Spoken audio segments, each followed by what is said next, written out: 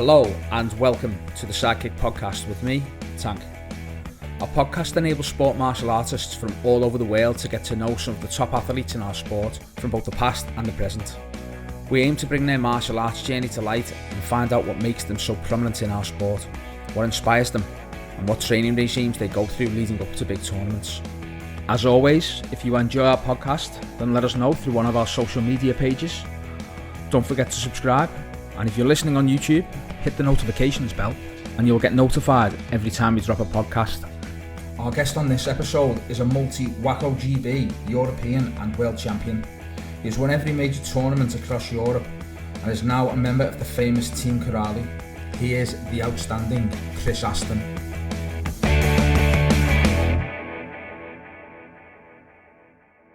Chris, thanks for having us here. We're in your gym, Aston's Kickboxing Academy. Thanks for having us down.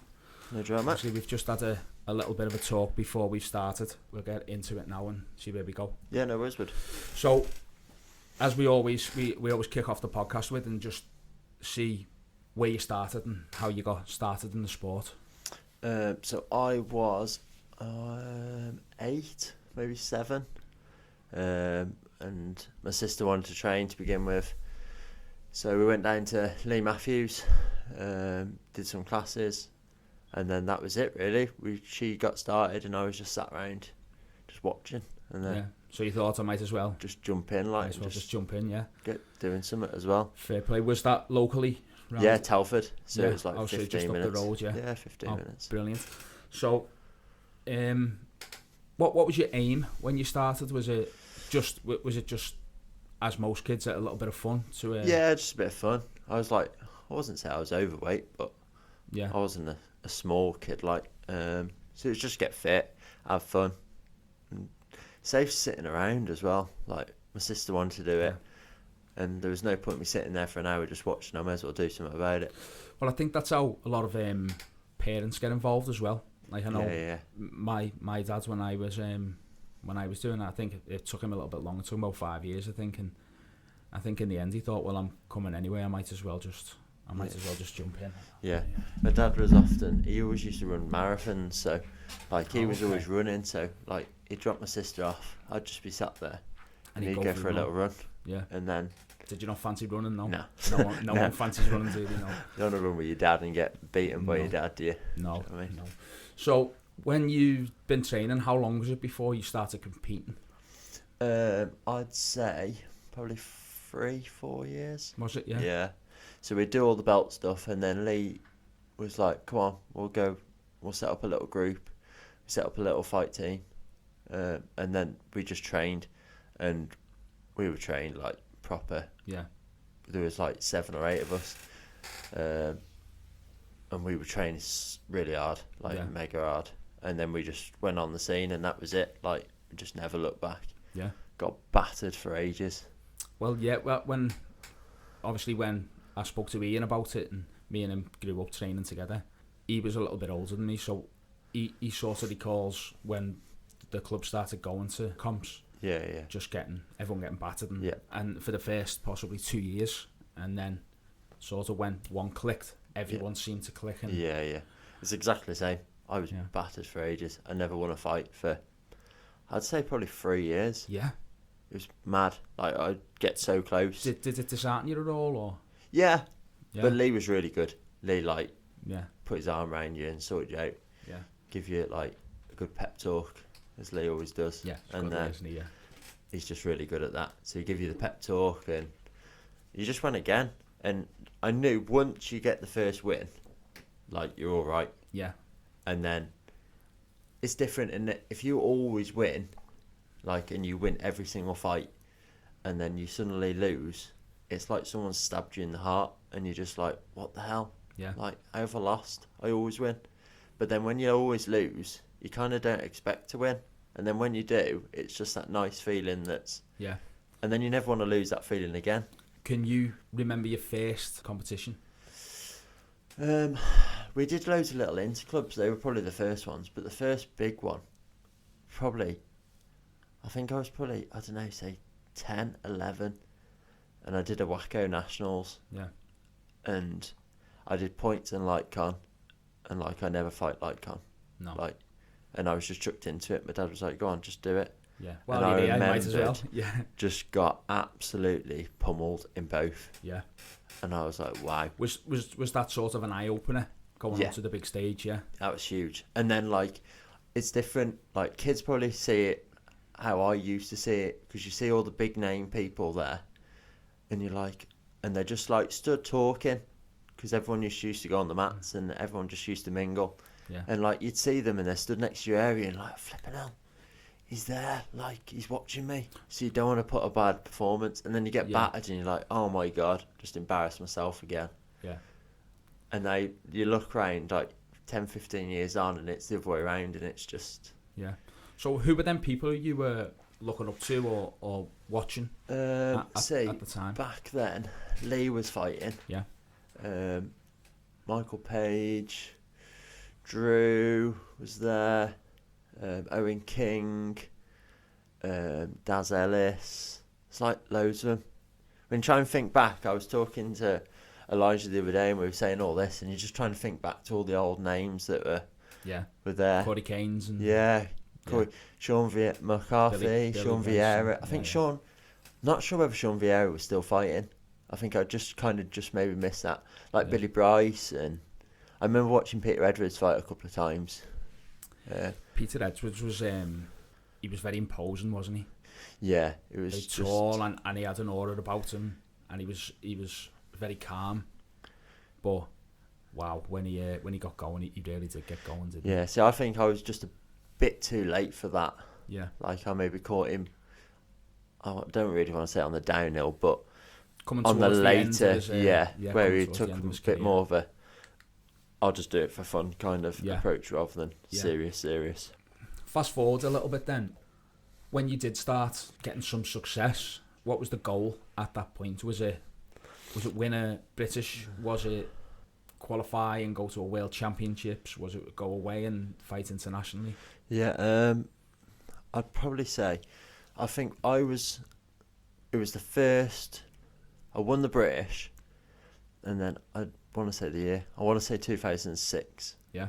Maybe 2005. And it was in either Italy or Croatia, I can't remember. And it was the first WAKO Juniors that they'd ever done. Okay, yeah. And it was a World Championships. And I didn't expect to go. And then you had 2 people in each division. And I remember Peter and Nev saying, yeah, just go for it. Like, you've got nothing to lose, just go. And I trained. And I lost in like the semi-final or something. And then once I'd done that, I didn't even expect to go. Like, I just expected to win the Nationals and just nothing come of it. Obviously got third, I think I got. And then the following year, that was it. Like, I was dead set on it. That's all I wanted to do. That was the aim. That was it. Okay, and how did you fare the year after them? The year after I got to the final, I lost to an American. I lost by like 1 point, and it was devastating. It's like, it's almost like I can't, like, the closest person that's ever died to me is my granddad, and like, it was similar to that. Yeah. Like, I was gutted. Like, I trained solid for a solid 12 months, and that was it. Like, did it dishearten you at all, or was it like, right, I've got the... Yeah and no. It was a bit of both. It breaks you. Yeah. But then it's kind of like, you have to have the right people around you. Yeah. Like, as you probably know, you got to have the right people around you. If you haven't got the right people around you, I'd have probably stopped. Yeah. But you got the right people around you, it's dead easy. You just carry on and just forget about it. Get back on the horse, as they say. Yeah, yeah. What was that like then? You just go back to your first World Championships compared to like a British Nationals where, like you say, everyone's on the mats and having a bit of a... I don't know, I was more nervous. Yeah. That was the only real difference. More nervous. And, like, we're a quite close family. Me, my mum, my dad and my sister. And the Nationals, they were there. There they weren't. Yeah. They were, like, stood up in a stand. And, like, you could...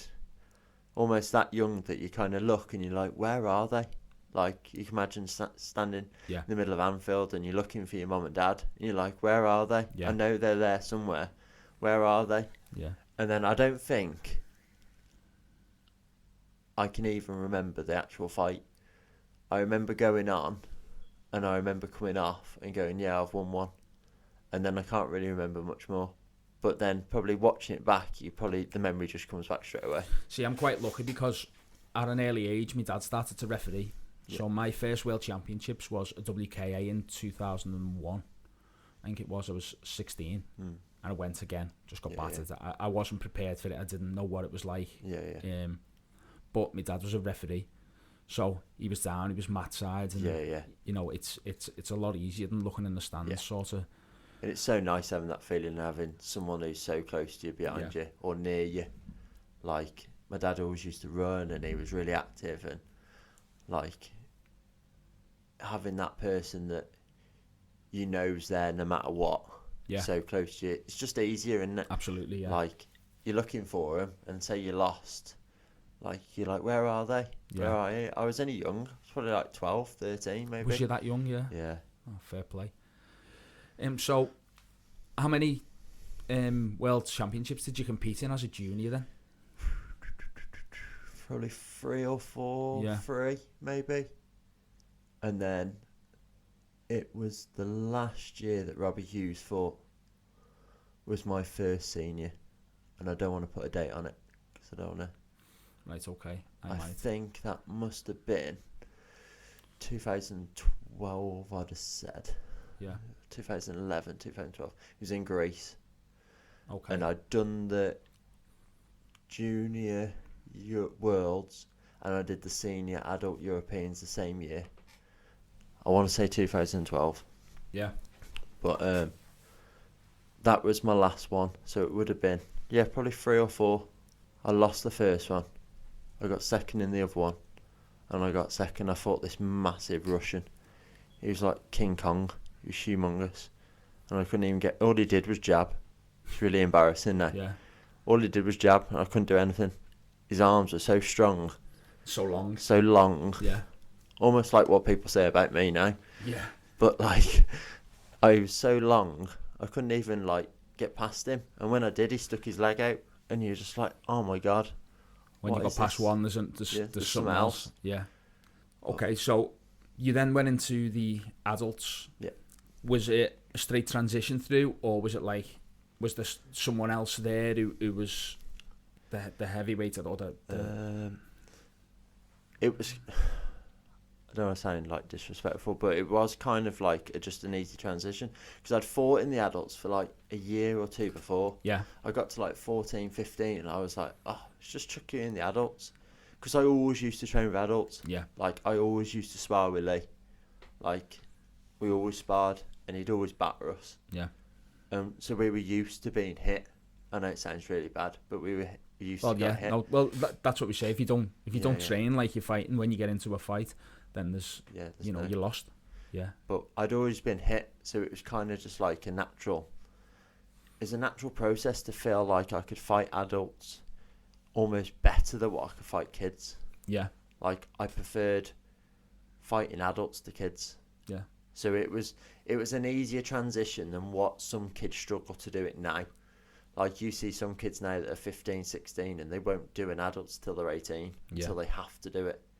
Like where we were just chucked in, like we were just told you're doing it. When I transitioned into the adults, it was 16. Yeah, so as soon as you hit 16, you were in the adults, and that was it. And I think that's better, personally. It probably is, and it isn't, because especially at that age where kids have got other things going on in their life at like 15, 16, and they go up into adults and think, wow, this is disheartening. Yeah. And maybe fall away a bit. Yeah, but at the same time, for the stronger, for the stronger athletes who are willing to stay and put the work in, then it probably is better. You're right, yeah. But like I remember just being chucked in, and then it was, I think I'd just lost that Russian, the real tall one, and they were like, "Do you want to do the adults?" And I remember Brendan went as well, and I can't remember what weight I did. I was either minus 94 or plus 94. I might have been minus 89 actually. I don't know. So what was that? Was that about 2010? That was 10. Yeah, that was the same year that Brendan Robbie went. But there was Brendan Robbie, there was Drew, there was me. I'm sure Daz Ellis went. Bev Yeah. went. Trying to think, but that was my first adult, and that was like flipping ace. Yeah. It was meant. It was probably the best one, and that was probably the best one that I remember, even now. Like, did you win? No. No. I lost to Michael Dessian from Switzerland, Yeah. and I lost by 1. And I wasn't. This sounds really bad. I wasn't even bothered because I'd spent a week, like, with the adults. Yeah. And it was just that week with like them. It was like you'd arrived type thing, yeah. And I was like the first one that transitioned from the kids to an adult, and it was like everyone looked after me. It was ace. And they treated me like an adult. Yeah. And they told me, and like, don't mess about. Like, I was just like a little wind up, but I was put in my box that week, and that was it. And you're just an athlete. I did I think Nev or Peter said, "Can't just jump in the team event." So I was just a reserve. Yeah. For the team event, but just being the reserve was ace. I don't think we even got placed. No. But just warming up with everyone, and then how important are the teams to you when you go away? Well, obviously, your own section is is your my own own section is obviously like the peak. Like I will always do my section. I'd say it's really different in. Obviously, right now I fight for the Crowley team, which is a Hungarian team. And when we do a team event, you've got to win. Like, there's no if, buts, maybes. Yeah. We have to win. And I love it. And Christian, the coach, and all the guys, they're just ace. And, like, I wouldn't ever dream of not fighting with them. Yeah. When you fight for GB at the Worlds or Europeans, it's different. And this year we won the Worlds. This year. And normally it's kind of like, it's always at the end of the week, everyone's already tired. Normally, because I'm in the heaviest division, I fight the last day finals. So normally you fight, and then they're like 10, 15 minutes later, Chris, you gotta do the team event. And you're like, ugh. Yeah. Absolutely knackered. I've just put everything in for a week of fighting in my own division. Let's just have fun and let's just see what happens. But now it's different. Like, now I'd almost say Christian's actually changed my mindset and made the teams like more important. Like, the teams is just as important as an individual. But I think because I've had to have that understanding that teams are just important as an individual, if I didn't have that, I'd probably just be like, oh, let's just have fun. Yeah. But I think it's different when you're on I don't want to say a sponsored team, but you're on a fight team. Yeah. Whereas if you go away with a GB or England, whichever association it is you're with, it's like 5 guys who you don't really train with because they're from all over the country. Yeah. And it's a little bit different. But when you go the next year, it might change. Yeah. And someone else comes in and 2 people go or whatever else. Yeah. But when you're with your fight team, and you go in every month or couple of months, and you go in places to fight, it creates a family, doesn't it? Yeah. Like, I've got 2 families. Like, I've got my Hungarian family that will do anything for me. Yeah. And back me no matter what, and tell me when I'm wrong. Like, that's a big one for me. Yeah. I'm quite stubborn, and I'm a bit like Marmite. You either like me or you don't like me. Yeah. And there's no real in between. Like, I'll say what I think, and if you like it, then it's cool. If you don't, then we try and just sort it. But you have that family, and no matter what you do with the Hungarian team, I'll be all right because I'll get backed. With the national team, it's different. Now it's even better because I've got my training partner Elijah's with me. Yeah. So, like, it's straight away, it's just like a little group.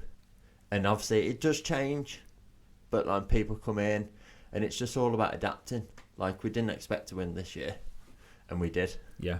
And it was, you should go and have a laugh. Let's just try and do it. I like the teams. I think that's the most important thing, that you enjoy the teams. Yeah. Have you ever turned the teams down? No. Never. And you never would? No. No. I've got too much pride. Like, fair enough.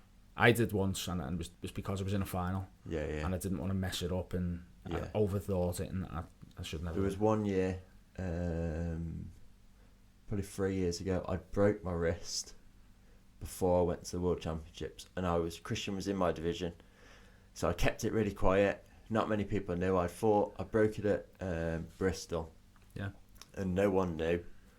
And I was training everything off the front hand, and I fought in the individuals.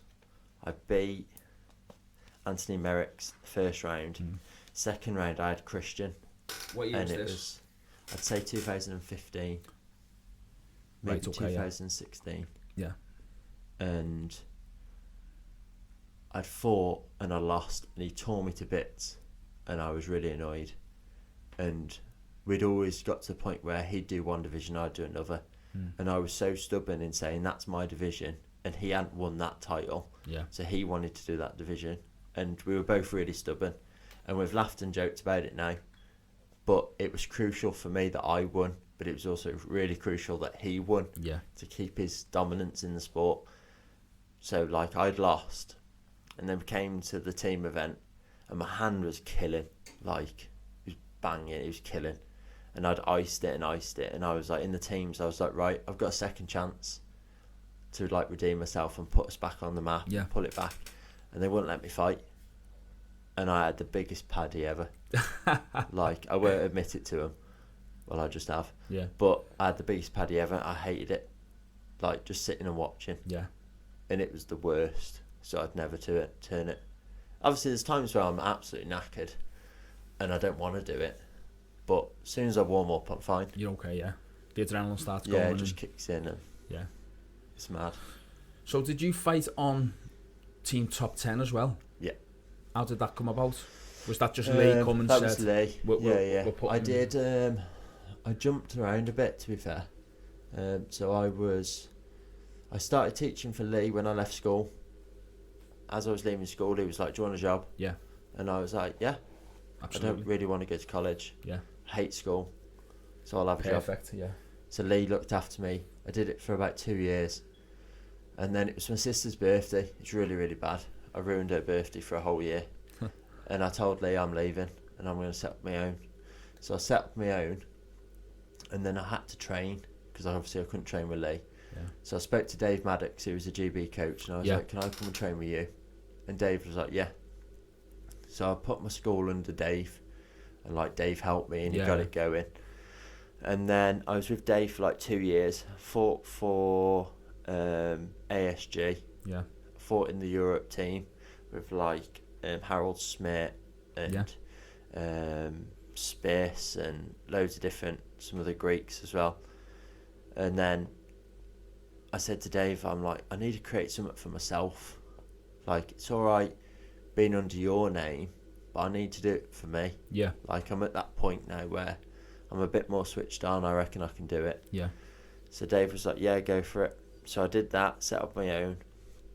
So then I didn't have anyone. I was just training by myself, just doing my own little bits. Christian was in the background telling me to come and join them. I was like really in between. Like, it's a massive step. Yeah. And then Lee was like, come and fight for Top 10 UK. Like, everyone's left. Come back, we'll regenerate the team. So I started, and we got there. We did alright. And then everyone just dwindled off. Like, there's not many UK male fighters, like, that are solely just wanted, like, get on a team. Yeah. Like, there's nothing really in the UK. It sounds really bad. Obviously, each association's got their little clan of fighters, we'll say. Yeah. But with WAKO, there's not many fighters that really want to fight in a team. Yeah. They're just all individual based. So I did that for, say, 2 years. And then I said to Christian, I was like, I just want to fight on a team. I want to be, like, loved, almost. Yeah. And he was like, yeah, let's just make it happen. And I haven't looked back since. And I won't look back. Yeah. So that's for Karali? Yeah. No, yeah. Yeah, that's the Hungarian team. Sorry, what year did you start on Karali then? 3 years ago. And is it that sort of love of the team that drives you? Yeah, and I've known Christian for ages. Yeah. Like, he's almost like a brother. Like, we'll just talk for hours, just like this. And he'll tell me where I'm going wrong in life, and he'll give me a good slap when I need a good slap. And Like if he's struggling with stuff, he'll drop me a message and we'll have a chat. And it's that, and the lads sound. The lads are really cool. Like they're hard to understand sometimes because they just talk in their own language, and then are they all Hungarian and you and me? Their English is getting better. Yeah, but I mean that's a bit of an honour, really, isn't it? If they're all Hungarian and they've singled you out to. Yeah. Sometimes Elijah will come as well if we haven't got enough people. Yeah. But like everyone's going through a regeneration. Like they had like Zolt and then Christian, and then them two stopped. Yeah. And then Gombos did loads for in America. Yeah. And Tamas did the same, and then Tamas came back, and then he's really busy with work. So then it's just been like a regeneration thing again. Yeah. But yeah, it's massive honour. Like I don't think they realise how much. I think they probably see it like I see it. It's an honour for them that I'm fighting with them. Yeah. But for me, it's an honour to fight for them. Do you know what I mean? Yeah. So it's catch-22. It works. So, I think I'm right in saying you've got 3 WAKO World titles. Yeah. 2 individual and a team. And a team, and 2 Europeans. Yeah. So, how do the Europeans work with WAKOs? Is it 1 year's Worlds, 1 year's Europeans? Yeah, every alternate years. So But, this year would have been Europeans. Yeah.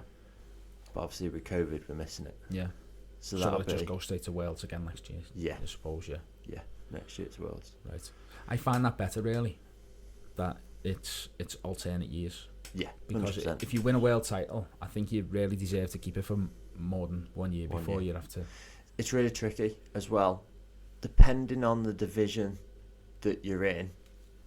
Like 90% of mine, it's all European semi-finals and finals anyway. Yeah. So it's almost like you've won a world title. Maybe I've beat like an American or a Chilean or like someone, like even South Africans, like in the first, say 1 or 2 rounds. Yeah. The semi-final and final, all of mine have been Europeans. Have they? Yeah. Like, do you get many South Africans? Yeah, 1 or 2. Yeah. I don't want to be disrespectful, but they're not very good. No, now I took a little bit of time out and I went back and I fought on a judgment day. I beat Petr Kotic. Oh yeah, Petr. Yeah, right, yeah. Okay. From Czech Republic. Yeah. So I beat him in the first round. Yeah. Amazing leg. Yeah. Flipping hell. Yeah. And then I'd gone through, and then I got to the semi-final. Now, Lee Matthews was in the other semi-final. Yeah. He just won. I remember him saying to me beforehand, we're going to have a great fight in the final. Yeah. And I had been training for ages, and I was just knackered. Yeah. And this South African beat me. Yeah, yeah. And I remember looking back on it now thinking, what the hell? What have I done? I think Lee beat him about 8-2 or something in the final. Yeah, yeah. And it's one of the things I look back on and think, I half-arsed it really. Yeah. Yeah, but I'd never come across any South Africans until then. Yeah. They've gone through a massive like regeneration, like the last 3 or 4 years. And you know what? Like I'm just trying to think of the countries we've been. We went to Ireland 1 year, and there was hundreds of them. Yeah. I didn't even realise like there was that many South Africans that did it. Well, I'm sure Alfie Lewis has got quite a few. Yeah, go to WMO. Yeah. I'm not sure whether they're the same ones as what did the WAKOs. I don't know, but I'm not sure. But there's loads of them, and they really like they go for it. Like they almost fight like we did 10 years ago. Yeah, they're that far behind, but they'll get there. Yeah, like they just need a bit of. They need European people to go over there and show them. Yeah, do you fancy doing that? I wouldn't turn it down. But you wouldn't. I wouldn't turn it down.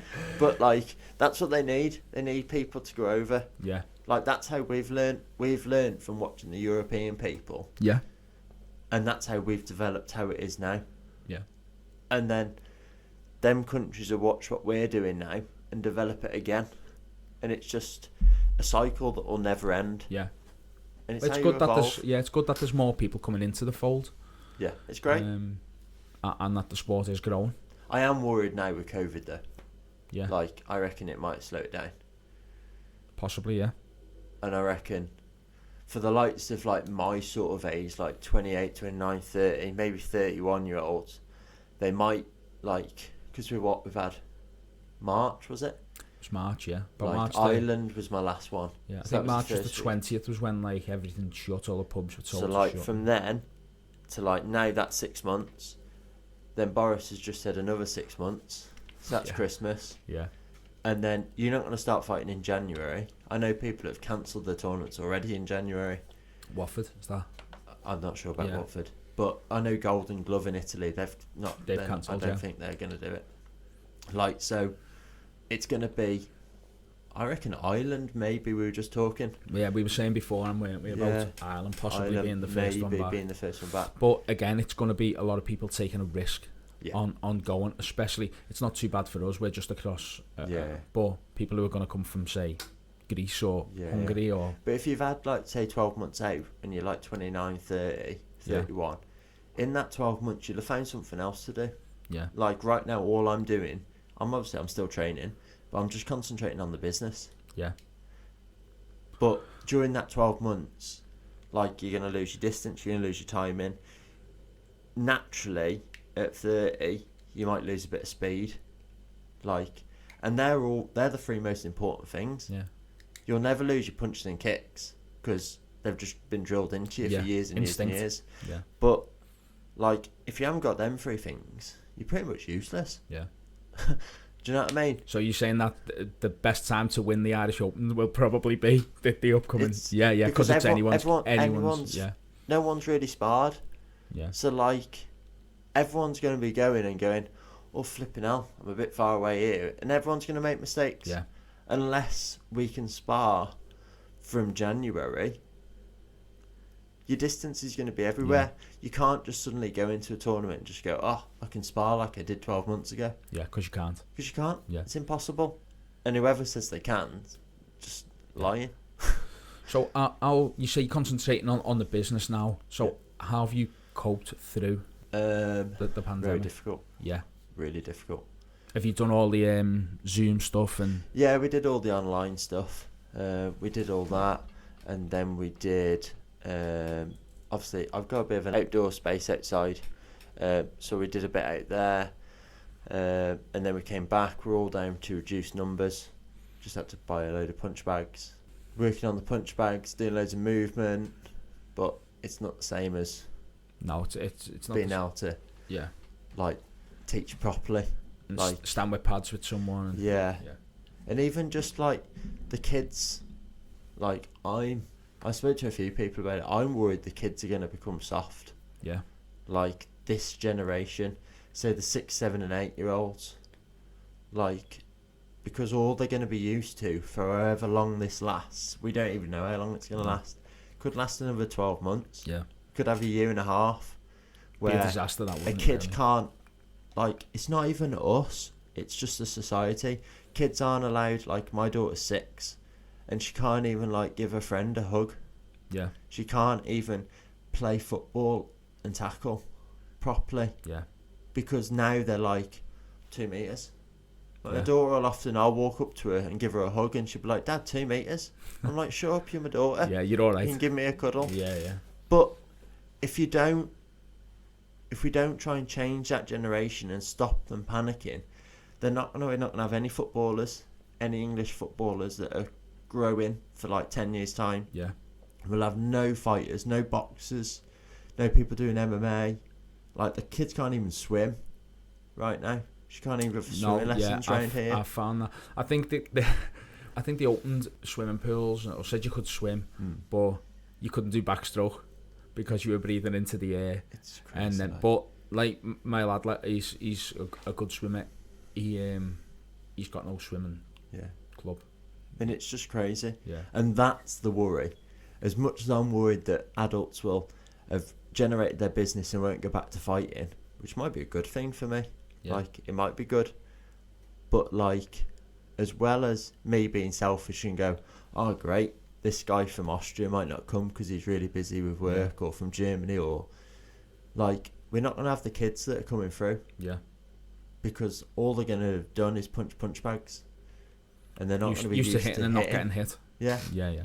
Or, like, they fall over at school and then start crying because they've got, like, a graze that's, like, not as big as my fingernail. Yeah. And they'll be like, oh, I've fallen over. But back in the day, we just used to get up and brush it off and carry on. So, just going back to your World Championships, what year was your first Worlds? Your first win at the World Championships? I should have looked this up earlier. I won. Last year we won. It's 2019, 2015. 2015. Yeah. I was in Budapest. Okay. So it was almost like a home tournament for me. Yeah. And I won -94. I had a South African first. Then I had Paolo. I don't want to say his surname, just in case I get it wrong. Yeah. I got him from Italy. And then I had Yeno from Hungary. And then I had a Croatian in the final. In the final. Yeah.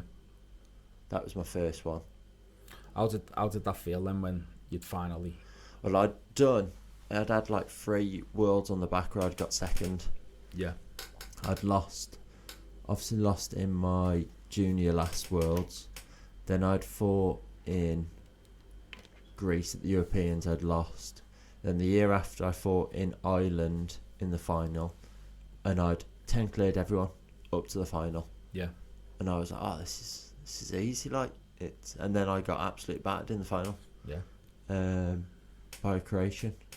Like, he was really tall, a leg like massive. I just couldn't get past it, and I'd zipped everyone up to that point. I was like, what's all the big fuss about winning an adult world title? Do you think if it was more of a mental block then with the finals? Or? I think I kind of took my eye off it a little bit and kind of just got a bit, I can do this. Complacent, yeah. Yeah.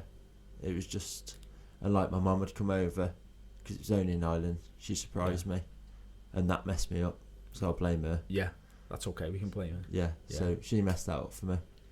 And then the year after, I lost to Christian in the final by 1, and then the year after I won, and it was just so nice. Yeah. Just that feeling of relief. Yeah. Yeah. That I'd almost had a duck for like 3 or 4 years. Yeah. So when you win that first one, you go next year to the Europeans. Yeah. Did you win that? Yeah. And then I won that, all 10 clear. Did you? In Yeah. the final. And then did you go and win the world title again? So you had 3 years on the run. Yeah, yeah. And then another European, I presume. Yeah. Yeah. That's some going, really. So I don't think I've lost in my division. I've lost once in the last 3 or 4 years. Yeah. Who was that with too? Oh my God, what's his name? Gabriel Olivier. And then he came to Watford the week after, and I beat him deliberately on purpose. Was that a boost for you? Was it or was it more? Nah, was it more like I know I could have done it out there. Like, I rang our really good friends, and he coaches me all the time, Damien Gormley. Yeah. Most people know him as like the Irish Open man. Yeah. He's an absolute genius, and he works with me and he helps me drop weight. And I rang him up. I was like, Damo, I've just lost. And I won't say what he said on the phone, but he basically said, you're an idiot. What are you doing? And then I was like, I've got the open weight in 5 minutes. He's like, well, you better go and sort it then, aren't you? And then I went and won the open weight. And I'd fought the best I'd fought for ages. And then that was it. I haven't lost again all year. No. Lost once, actually. Lost to Elijah in the Irish Open weight. But we're like best mates. Yeah. And we train together all the time. And I'm not really bothered. So you let him win? No, I didn't let him win. Nah, he's a class guy. No, he is. And Elijah's one of them fighters who we've spoke on previous podcasts with people looking at fighters coming through from the juniors. Elijah was one that everyone sort of looked at and was like, right, okay, we've got to keep an eye on him because when he comes through, he's going to be doing big things. Yeah, he's mad. Yeah. He's absolutely crackers. Yeah. And I don't want to give him a big head, but he's awesome. Yeah. Like, we're both lucky the fact that we live so close. We live like 15 minutes away from each other, and we can train like 3 times a week, 4 times a week. So one of the things I was going to ask you is, leading up to a World Championships, your training regime. Yeah. Does it change because you're fighting internationally every month? Yeah. Almost every week. It seems.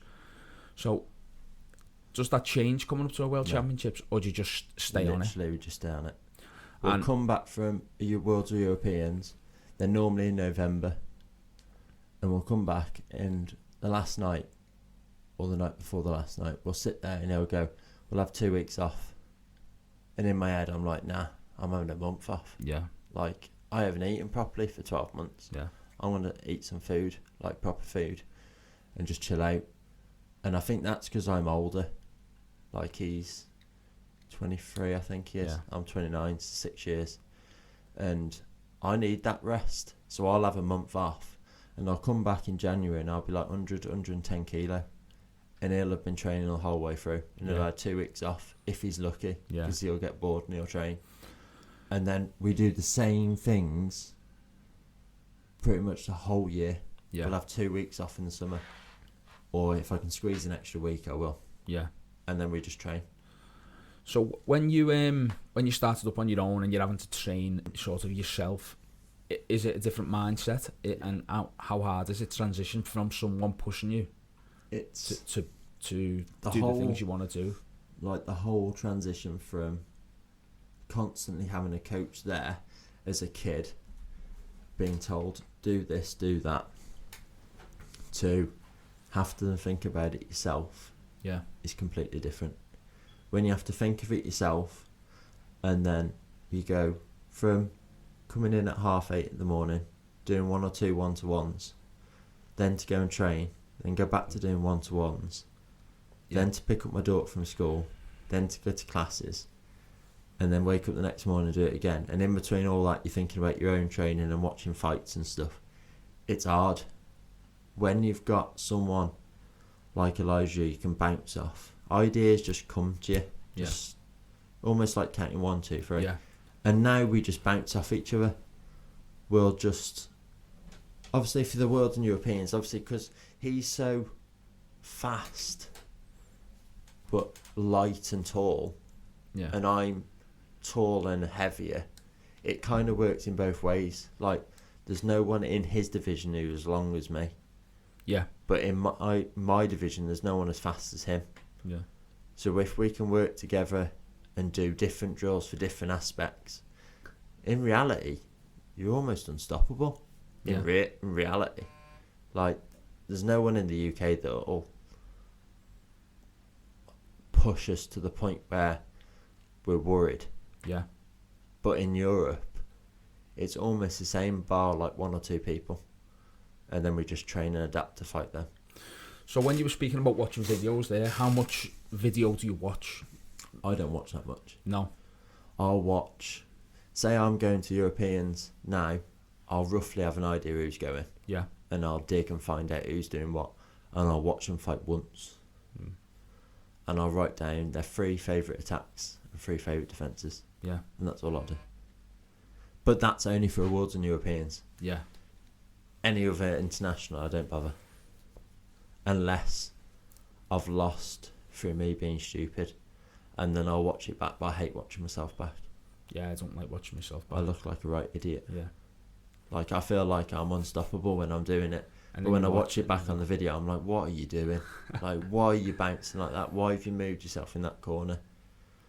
Why do you get lazy and just stand there sometimes? Yeah. Or why do you take the mick out of certain situations and laugh about it afterwards? Well, obviously you've won your World Championships, your Europeans, the Hungarian Open, the Austrian Classic. Yeah. Basically every international tournament that there is to win through WAKO, you've won. Yeah. Open weights, the lot. Yeah. So how do you just keep yourself motivated to keep going? It's different. Like, right now we've got the ranking system in WAKO. Yeah. And I'm miles ahead. Yeah. And recently I just overtook Christian, but I know he didn't have that ranking system in play when he was there. Yeah. So I think he won 8 on the bounce, 4 Worlds, 4 Europeans on the bounce, but he did different weights. So I want to beat that. I've put a date in my head when I'll stop. Yeah. Like, and you're not going to get that out of me. No. But like I've got an idea when I'll stop, and until I get that. But as soon as I like say I've stopped, I'm stopped. I'll just do internationals just when I want to do them. Yeah. And no one will go, I need you to come here. Yeah. Because once I'm done, I'm done. It sounds really weird, but I watched the Mo Farah thing with Piers Morgan the other day, and it must have been from a while ago. And he was saying that he wakes up really early in the morning, goes a run, comes back, has a sleep, and then he'll go and run a marathon or a half marathon. Yeah. And then he'll go back to sleep, and then he'll run again. But he's got no life. That's all he does. Just run. This is all I do. Like, the time that I have a laugh and a joke is when I'm training. Like, with either Elijah in the day or, like, the students that I've made friends with here. And, like, you have no social life. So, to even think that I'll say I'm retired and try and, like, build a life. Yeah. And then go, nah, I don't like this, I'm going to go back fighting. It's almost like you've given up. Yeah. Like, the day I stop fighting is the day I stop. Like, and that's that. I'll carry on teaching and training, but I won't do a World Europeans again. How much weight training do you incorporate into your training? Depends on my weight. Oh, does it? Yeah. Yeah. Yeah. Because, like, right now I'm probably sitting about 100. Yeah. And I'll drop to, like, 92, 93. And that's, like, being on it. That's not... Yeah. You can't get away with nothing. No. Like, but then, right now, because we've been given another 6 months where we can't do really anything, like, I'm going to do some weights, but I know that I'll bulk up to, like, 110. Just really easy. So you have to do... It's that fine line. Like, I broke my jaw 2 years ago, and all I could eat was, like, lasagna and soup. Yeah. And everything was really crap. And you couldn't do a lot. So I just went to the gym and I just did some weights because it's the only thing I could do without hurting myself in a way. So I went and did loads of weights, and I came back and I was massive. And my arms were too big. They were too slow. I couldn't fire them. And every time I did fire them, I'd get hit. And then I was like, I need to stop. So I stopped doing them. I changed it. I did light weights, but I did reps and reps and reps of them. And then I got to the point where I, like, didn't fall out of love with it, but it wasn't really benefiting me enough to do it. So now I only really do... I do a little bit, but I do more mainly, like, plyometrics and leg weights. Yeah. Like... Would it be something that you looked into after you'd stopped fighting, maybe? Yeah, maybe, but I don't do it for fun. Yeah. Like, I just do it just to keep fit. Just to keep fit. I'd never be, like, Bailey 6, and, like, I go around the school, and there's, like, dads that are my age, and I'm like, what the hell have you done to yourself? Yeah. Like, you've had a kid and you got, like, fat, and you've done nothing. Yeah. And then you blame your kid because you can't go a run, or you can't go a bike ride and stuff. And I can't do that. Yeah. There's always I think there's always time to do stuff. Like, I go before work. Yeah. So 5:30, I've no problem going and training at 5:30 at all. And then obviously my lad's a little bit older now, and he can come training with me of a night time. So see, that's the benefit. Bailey's 6 now, so, like, now sometimes we'll go a bike ride and she'll bike and I'll run. But the swine is that she can bike quite quick now, so you have to run quite quick. Yeah. So it's and the older she gets, the faster she gets. Exactly. But the older you get, the slower you get. But she'll never ever beat me. That's the trick. Yeah. So she'll, like, she had a running race with me yesterday. She was like, Dad, let's run to the bench. And she's quick. And she was like, don't get cheating, Dad. I'm like, I'm not going to cheat. But now you're, like, getting to the point where you're like, you're going to have to try a little bit more to beat him. Because she can't beat me yet. It's just, that's just your mindset. Yeah. Like, I couldn't... The day I stop training and fighting, I've got to do something to be competitive. Yeah. Because right now, what are we doing right now with, like, COVID? What are we doing to actually be competitive? And nothing, are we? There's nothing. No. Like, you can't even be competitive, and I don't know, you can't even play football without being moaned at. No, you're right. Yeah. Like, that whole competitive side is just nil and void at the minute. Like, I can't be like that. Yeah. You have to create some sort of competition in a way, whether it's just training or whether it's with yourself or just goal setting, isn't it? Yeah. So, just coming away from fighting now and talking about your school. Yeah.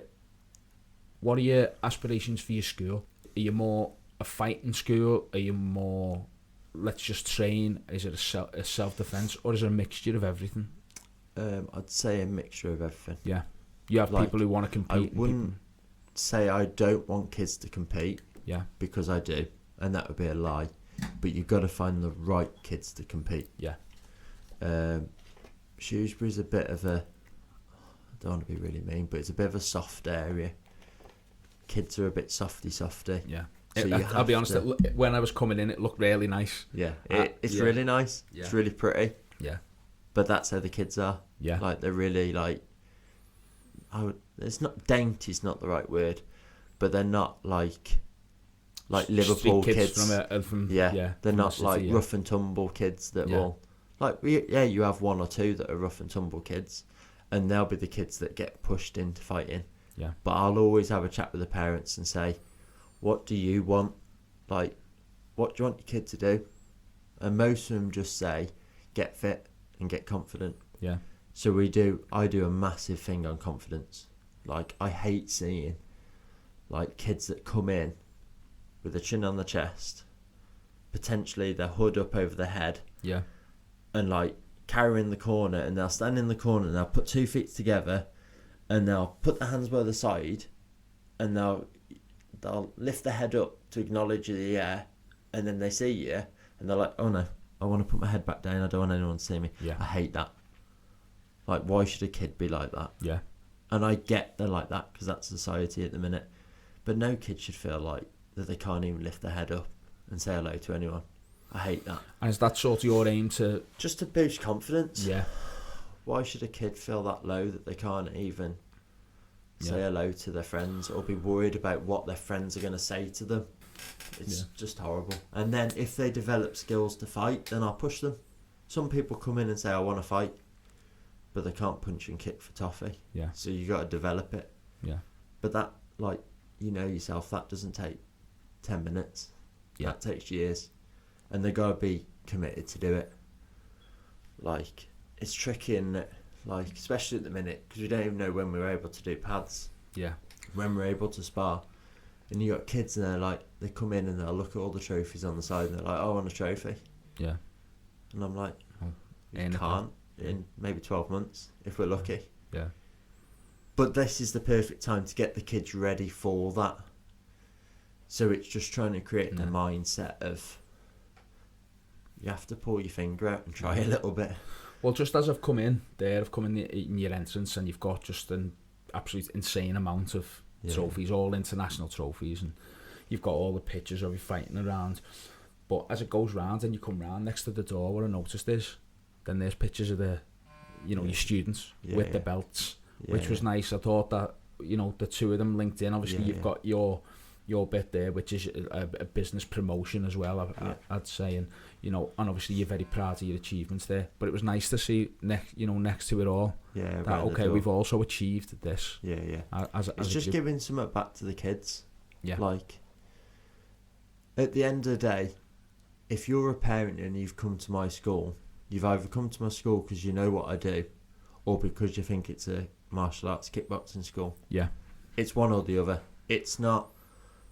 You've obviously heard of me and you want your kid to come and imitate what I can do, or you want your kid to gain confidence and feel good about themselves and learn, and self-defense, and learn how to be a better person. If I make the centre just about me, I'm not giving back to the kids. Yeah. It's not about me. I'm just me. Yeah. I'm just a genuine guy that was lucky to be able to fall into the situation that I've fallen in. Yeah. It's not about me, it's about them. Like, I will be selfish sometimes of the year, and I'll be like, and I'll just train more than concentrating on practicing their grading stuff and stuff. But if I don't do that, they're not going to get better. How do you balance your fighting away with your teaching? The parents are really understanding. Are they? Yeah. Really good. Like the current new people haven't really seen it, and I've said to them that you're really lucky at the minute. Yeah. Because I'm here all the time. But like I'll get like, I don't run any class on a Friday night. There's no class on a Friday. Yeah. Is that to enable you to? Because I always fly on a Friday. Yeah. If I have to fly on a Thursday, like there's just no classes. If I can't get back in time on a Monday, then there's just no classes, and they just miss out. But they're ace. They understand. And like, I'm not going to fight forever. Yeah. It's good that you've got that type of relationship with the parents. Yeah, it's just trying to get that relationship. But that doesn't grow overnight. And I've had people that have left because I'm not here on a Thursday and a Friday sometimes. Yeah. But that's up to them. Like, I suppose at this stage of your fighting career, that you've got to do you as well. Yeah. It is. I mean, it is about your students as well. But at your age, I think you've got to do you as well. Yeah. If I'm not happy, they're not happy. Yeah. Because if I'm not happy, I'll be miserable, and then I won't put any effort. Do you do any local promotion? Yeah, I try. Yeah. But I have to have, like, for me, I'm not a person that would want 200-300 students. Like, I think we got like nearly 95, nearly 100. But that's as much as we need. Yeah. Like, yeah, money's great, but what you going to spend it on? Yeah. Like, if I'm always in here teaching, I'm just going to die in a grave with a pot of money that I'll give to my daughter that she'll probably spend it on sweets and buy nice cars. And do you know what I mean? Yeah. There's more to life than just having 300 students. Yeah. Yeah, I'll have a nice paycheck each month, but what am I going to spend it on? Because I'm always there teaching your kids. Absolutely, yeah. There's that balance, isn't there? Yeah. Like, I don't know. Yeah, it'd be nice to get, I don't know, 4, 5, 6 grand every month. Yeah. But what am I going to spend it on? I'll either spend it on competitions, which I can't really go away anymore because I don't see Bailey, my daughter, or like I never see family. Like, so do you just do predominantly internationals now? Yeah. Yeah.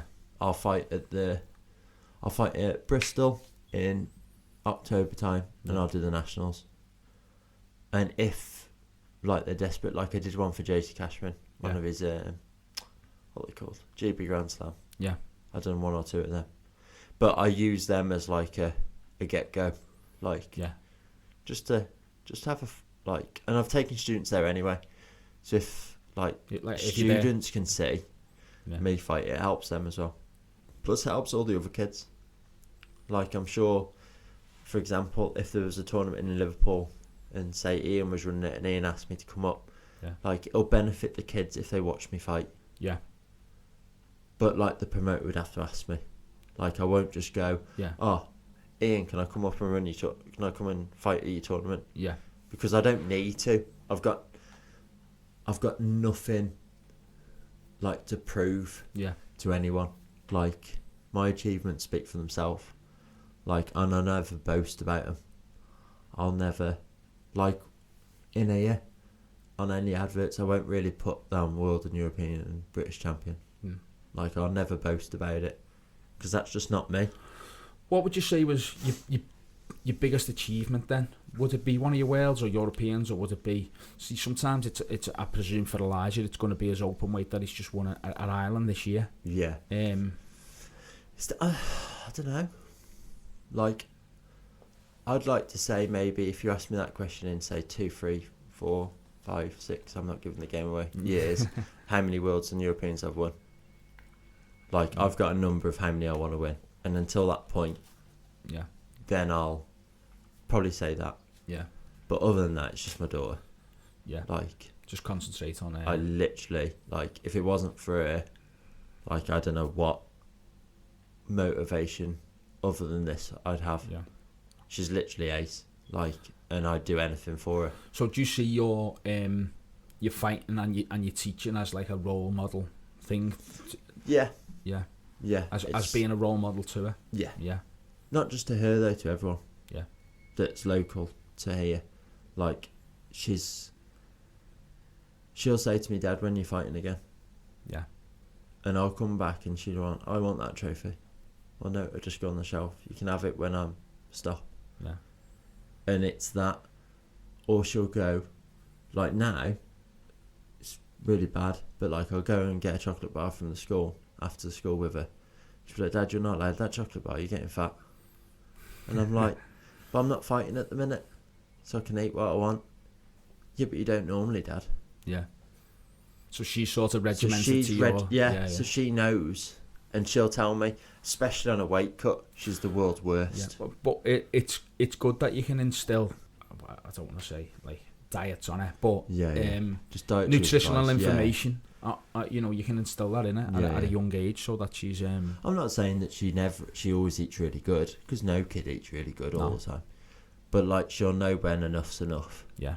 Like, and even me just fighting instills that in her. Yeah. And like travels the world. Like she's already said reeled off countries that she wants to go to that I've been to. Yeah. And like if a kid hasn't had that experience of going to a place like that through watching me go, she probably wouldn't even know them countries. Yeah. Because I'll be working all the time and I won't be able to take her. So it's that fine line, isn't it? Like me fighting's good for me. It's good for my students because I can bring back stuff for them. It's good for my daughter because she sees and thinks of me like God. Yeah. Like, and I'm like, to her, like, I'm unstoppable. Do you know what I mean? It's just that nice feeling. It's probably like your son to you. Yeah, like you're a hero. Yeah. Basically, yeah. Yeah. That's nice. She won't ever say that to me though. No, absolutely not. No, my lad doesn't either. She just calls me a muppet, an idiot, and come on, Dad, stop being a fool. Yeah, that's alright. My lad calls me a pussy, so. So if we take the Irish Open out of the equation, what would be the one tournament? I'm not talking about Worlds or Europeans. What would be the one tournament that you would look forward to? Not that would be the best tournament, but one that you'd really look forward to, maybe to see people you knew or whatever. I really like. I went to Golden Glove this year, and that was really cool. Yeah, that Italy. I did that one. That was really cool. Points Fighting Cup in Italy is really nice. Yeah. Austrian Classics is really nice. It depends what you go for. Like, because of this place, I kind of go in and out, and I don't really get to see. But I was saying to Elijah the other day that I really want to go and fight in America just once. Probably do the US Open. Do the US Open when Bailey's a bit bigger. Yeah. Like when we can, probably when we can get back in America. Yeah. But probably when she's like 7, 8. I think she'd probably be about 7 or 8 before we can get into America, because they're really struggling, aren't they, at the moment with COVID over there. But like, I'd like to go to America and fight. Yeah. But we've got a World Championships in Russia next year. Yeah. I can't wait to go to Russia. No, I could imagine that'll be pretty good, yeah. Yeah, it'll be amazing. Where will that be? Moscow. Wow. Yeah. So that'll be really cool. And I haven't been to Russia yet. Trying to find tournaments that aren't on the circuit that you've been to all the time. Yeah. Flanders Cup. Yeah, it's decent. Yeah. It's decent. But I wouldn't say it's one of my favourites. It kind of, like, that's kind of a build-up to a Worlds or Europeans. Yeah. So that's like a mandatory one for me that you have to do. I wouldn't say I look forward to going to it. But that's no offence to how it's run or anything like that. It's just, that's like a build-up one. Yeah. Like, I'll always go to Bristol because it's a build-up. Yeah. Like, I haven't been to, like, the Czech Republic Open. They've got a Czech Open. Yeah. I've never been to it because it always falls the same weekend as Bristol. But, like, I'd like to go to that because I've never been to Czech Republic. Yeah. Like, the Dutch Open was cool because I'd never been to Amsterdam. Like, I don't know. Canada would be cool as well. Yeah. I've been Canada. Have you got sort of a rival on the world scene? Is there one person who, I know you've mentioned, was it Christian? Yeah. Have you got a rival who you're... yeah. He broke my jaw 2 years ago. Who was that? Tolly Kushtia. I can't even say his name. Tolly. We were just massive rivals. Yeah. Like, he broke my jaw 2 years ago, and then I came back, and he beat me. And then this year, I fought him. he beat me at Flanders last year by 1, and then I beat him at Golden Glove. I beat him in the open weight. I beat him 3 times in Athens, and then he beat me in Ireland because I was stupid. But other than that, like... What do you mean you were stupid? He's just got a way of getting in my head. Okay. And I let him get in my head. Yeah. Like, he broke my jaw, and then we had a massive argument about it. And then every time we fight, he seems to elbow me again. Whether it's on purpose or by accident, or how I fight or how he fights. Yeah. I don't know. But he did it twice in Athens. One after the other. Yeah. In both divisions. And then Ireland, I had that in my head. And I was knackered. I'd won the plus 94s. I had like 5 or 6 fights. Then I had 4 or 5 in the minus 94. Got to the final. And they were like, do you want it on the night show? And they were like asking us what we wanted to do. And I was like, nah, just get it done. Just get it done. I don't really want to have to hang around all day. And I was knackered. And then I let that get in my head. And he beat me. And now I'm like, especially now, because I haven't had a tournament for ages. Yeah. Is that one of your regrets, is it? Yeah. Yeah. Just letting it get in my head. Yeah. Whether it's intentional or accidental, like... Is that something that drives you now, though? Yeah, 100%. Yeah. Is it always there thinking, Yeah. well, yeah. And that'll be the one thing. Like, I could lose to anyone, and I'll get over it within an hour, 2 hours. Yeah. But I don't with that. Yeah. Like, I'm not going to lie. He knows I'm not a massive fan of him. Yeah. Like, I think pretty much everyone on the WAKO scene knows. Yeah. But, like, I'll tolerate him. I'll say hello. Yeah. Maybe shake his hand. But other than that, that's it. Like, I don't know why. It's just one of them things. It's just one of them things. I think we're both very similar. Like, we're Marmite. You either like us or don't. Yeah. And I just not a fan. Is there anyone now who you haven't fought who you would really like to fight? In my division or just in general? In general. Anything. I'd like... Past or present? Well, I'll tell you what, we'll do present for now and then we'll do a present. past. Yeah. Present. Not really. No. Like, there's some of the young kids that are coming up. Yeah. That would be just a bit more of a challenge. Like, something different. Like, I fought pretty much everyone, I think, in the present. Yeah, I think I've fought pretty much everyone, at least once. Yeah. Like, I'd like to fight some Americans a bit more. Like, because you don't really get to see them that much. A lot of them like don't... Avery, I've only fought Avery once, and that was a couple of years ago. See, a lot of Americans don't come out to America. Yeah, no. They just fight US Open. Yeah. Sometimes go Quebec. Yeah. And that's it. But I'd like to fight maybe some of the Americans. Yeah. Just because you don't get to fight them. Yeah. Or a lot of, like, South Americans that you don't really get to fight. How many Americans you get at WAKO? Not many. No. Not many. They're getting better. Yeah. Because I know when you go with the likes of WKC, you get loads. There's just hunting, and Canadians. See, we don't. There's not many Canadians heavyweights. I think Ben Stewart was the last Canadian heavyweight. Tom Roberts. No, he's never been WAKO. Has he not? No. Oh, right. Okay. But if he wants to, bring it on. Bring it on. Yeah. I just like fighting people different. Yeah. Like, it's just a bit different. Like, I'm not in the luxury where I can just travel everywhere to fight. Yeah. And whether it's right or wrong, I don't think I'll ever fight WKC or WKKC or WXYZ. Like, I'll just WAKO. Do you see WAKO as the pinnacle? Yeah, for me. Like, I think it's definitely... If you put a WAKO versus any other association, I think the WAKO would win. Yeah. By a comfy margin. Yeah. Whether you had mixed countries, English, Irish, Canadian, whatever. Yeah. I think the WAKO would win. It's a different setup really with WAKO, isn't it? Because when you go to a World Championships, you'll have one fight, won't you, on the day? Yeah. And each day. Whereas other ones, you might have... Yeah. 3, you just have 4, 5 one fight a day. Yeah. And then fight your final on another day. Yeah. That's just different. your emotions have to be on Yeah. point. It's a bit like you'd say like the Olympics would be. Yeah. Well, I think everyone I always talk to, we always talk about Olympics, and I mean, for me, it's never. No, I don't. Not in my lifetime. Probably not in my son's lifetime. I think there's too many.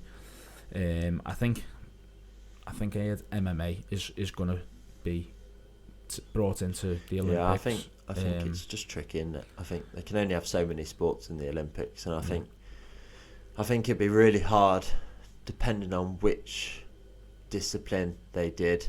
I think points would be too hard for a general person. If you say got your next door neighbour to watch it, would they actually understand what the hell was going on? Yeah, kind of like American football, where it's just go. Yeah. But again, American football, some people that watch it understand it and love it. Yeah. I think I've watched it once and it confused the hell out of me, so I've never watched it again. But that's just me. Like, would that be how the general public see? Well, I think if anyone was going to bridge the gap Olympic-wise, it would be WAKO. Yeah, and I think it'd probably be full contact. Yeah, I don't think we because get it's just so easy for everyone to understand. Yeah.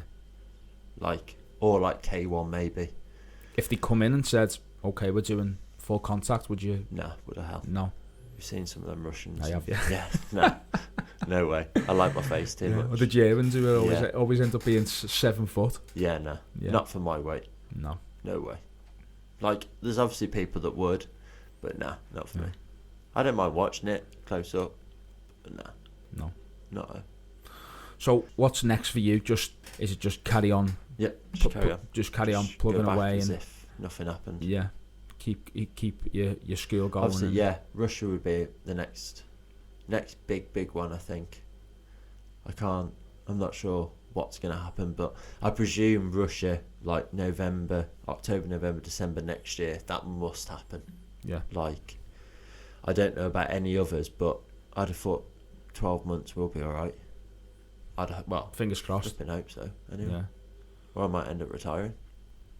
It's a long time. 2 years out. It is a long time. Yeah. It's a long time. A lot of people have time out though, and yeah, 2 years is a long time. Like, I don't know. Like, I'm training a lot at the minute, but that's just out of boredom. Yeah. It's hard training with no end goal, I think. Yeah.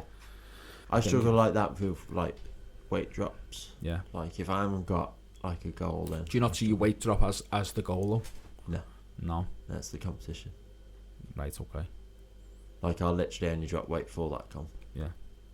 Like, and if I can't, I don't think I've missed one weight drop, and that was so embarrassing. Especially when you go up to the scales once and you're like a bit over, and then try and drop it, and they do it again, and you're still over. No. I don't like that. I like to be well under. Minus 94, I've got to be 93. See, I've never had that. Even when I'm plus whatever it is, what competition. Yeah. You know, so I've never had to do a weight drop. Yeah. I like them. I'm used to them now. Yeah. But like, I couldn't do like what some people do when they're just dropping weight just for the fun of it. Yeah. Well, I was listening to I think it was Natasha Baldwin. She was on the Black Belter podcast. Okay. And when she was talking about her weight cut, I was just thinking, nah, that's brutal. Not for me. Yeah, it's brutal. Like, yeah, but some MMA fighters, they can drop 6 or 7 kilos overnight. Crazy. I'm not and sure. And then put it back on. Put 10 kilos on again like, for the next day. Raymond's a perfect example, isn't he?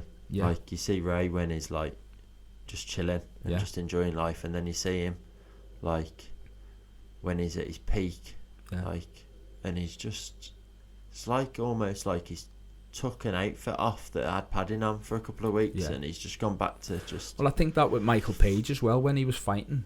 What was he fighting? He was probably fighting about minus 84, and 89 sometimes maybe. Yeah, and now what's he fighting about? 74, I think he was fighting. It's crazy, yeah. But for us, that's just a natural, and he's normal thing. What is he? 6'2", 6'3"? He's got to be. Yeah. Maybe a little bit shorter than me. Yeah. Like, it's mad. Me at 77, be crazy, be ridiculous. I'd have to chop my bottom half off. I don't know what I'd do. I'd have to chop some off. Yeah. Like, I couldn't do it. I think 90 is the lowest I could get. Yeah. Do you think you could get to 90? Would you ever try for? I'd try for 89 once. Yeah. Like the combat games is 89 weight. Yeah. And I'd do it if I knew I could get to it comfortably. You don't want to be cutting last minute. No, I hate that. That's like a massive panic. Anxiety goes through the roof. And then drinking salt water. I just hate it. Like, yeah, I've never done that. But just the weight drops are massive part. I have to have it. It all has to be regimented. I have to know. Like Damo will go, like, yeah, you're fine. It's only 1 kilo, 2 kilo. You'll drop it. And I'm like, nah, I got it. Yeah, I'd rather take 3 or 4 kilo and 100%, and be really light. Yeah. Well, I am conscious of the time, mate, because I know you have got other one-to-ones coming in shortly. But really, thanks very much for doing this with us, inviting us to your school. We really appreciate it. And no problem. Hopefully we can. Hopefully we'll see you back out on the mats sooner rather than later. Fingers crossed. Fingers crossed. That's the aim. Yeah. Be nice. Definitely. All right. Thanks very much. Thank you very much. Thanks for having me.